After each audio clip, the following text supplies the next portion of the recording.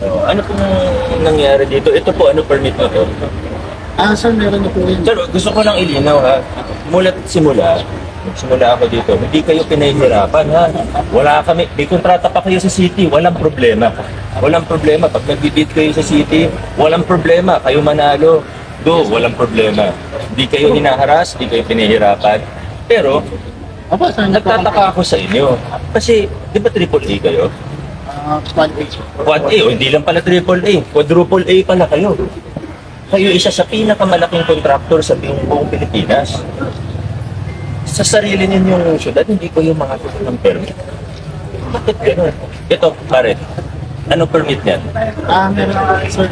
Ano nga ang permit? Building permit. Meron building permit. Ilang floors yung in-apply ninyong building permit? 4. Ilang floors yan, pare? Sir, ito na rin for Ano una? Permit o construction? may permit na po. May building permit. So, kukuha ka ng permit na 4 floors, tapos magtatayo ka ng Hindi, sir. 3, Ito, 4, Boss, hindi yan 6 stories ba yan? 7? 5 lang po. Oh, pero yung permit Yung ko 4. sir, for ina-apply na namin yung permit. So walang permit yung 5th floor niyan. Oh, malinaw ha, sinasabi niya walang permit yung 5th floor. In-applyan nila 4 floors, itong building pa lang po ito, hindi pa kasama itong mga to. Bakit ganun ang nangyari? Ina-apply na po namin, sir. Pare, compliance ka, dapat marunong ka. Ano una, permit o construction? Ano na una, permit o construction? Familiar ka sa building code? Compliance officer ka? Yes. Anong offense po yun? Di ba criminal offense yun? Oh, so, ngayon, kailangan ko kayo kasuhan. Kundi hindi ko ginagawa trabaho ko. Ito, may permit na to, wala? Ongoing na po, sir. Ano una dapat, pare? Construction o permit? Permit po.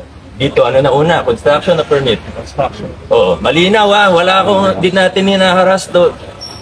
Lumalabag kayo sa batas. Sana makarating naman sa mga owner. Sino ba owner nito? Sir, Pacific at siya. Biskaya. Pakisabi naman. Hindi ko sila kilala ha. Wala akong, hindi ito personal. Pero, nakailang sabi na kami. Nung una naman nagsasabi kami ng maayos. Nagno-notice kami ng maayos.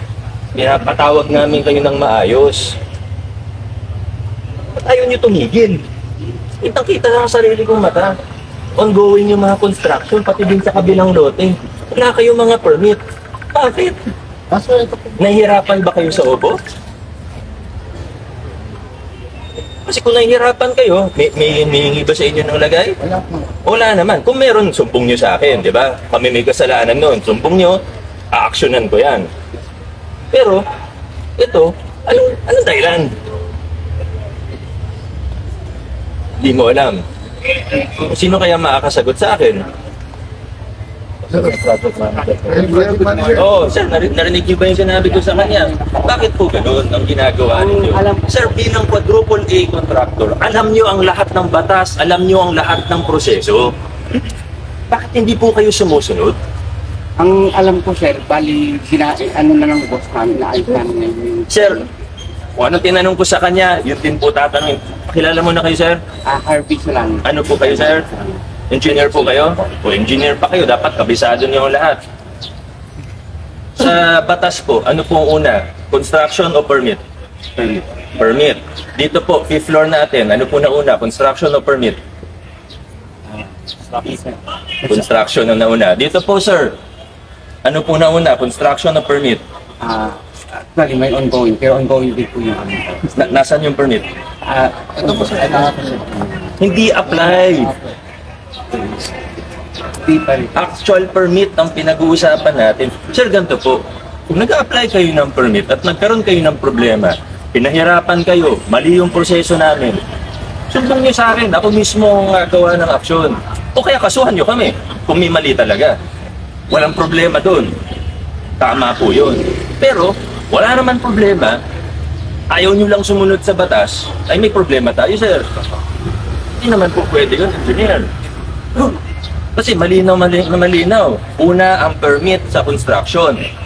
Failure to comply, failure to get a permit bago mag-construction, hindi lang po yan basta bawal. Criminal offense po yan.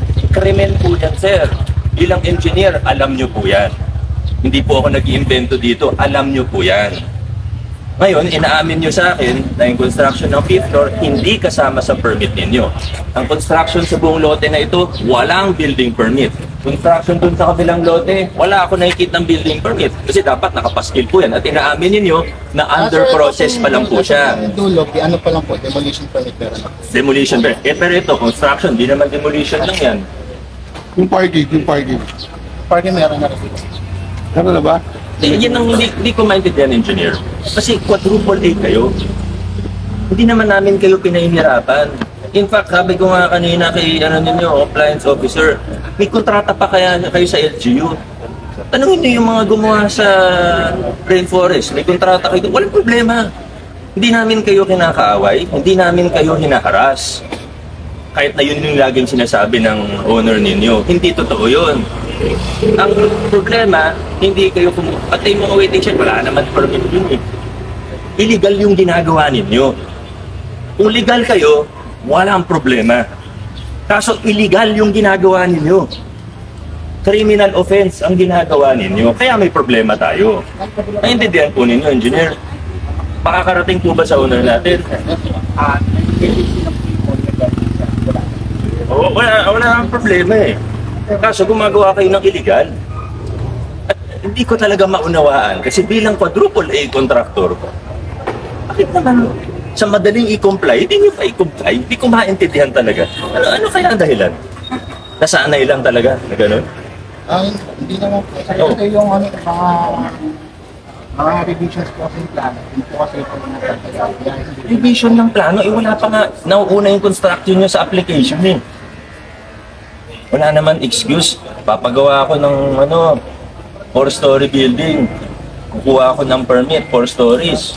Okay naman. Tapos i-construct ko 5-6 floors. Ano yun? Kaya sumunod tayo sa batas. Lalo na ang malalaki dapat sumusunod sa batas. Tama excuse eh. Di naman mahirap.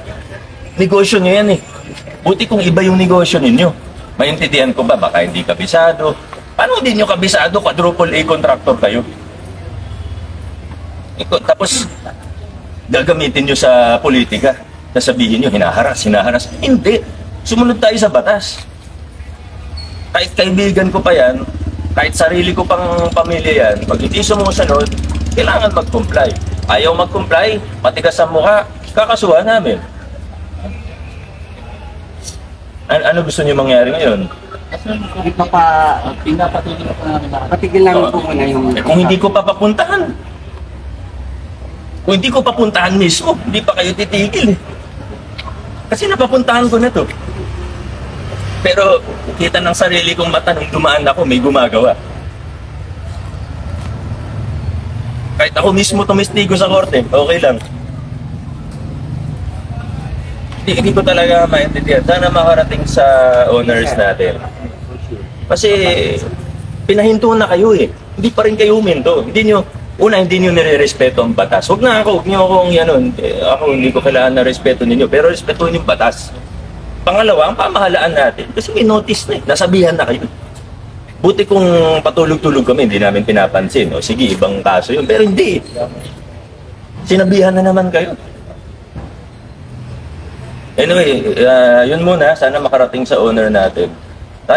Wala tayong pinahihirapan. In fact, ako na nagsasabi, kung magkaroon kayo ng problema sa building official, kung lehitimo, legal, kumukuha kayo ng permit, nahirapan kayo, ako mismo tutulong sa inyo.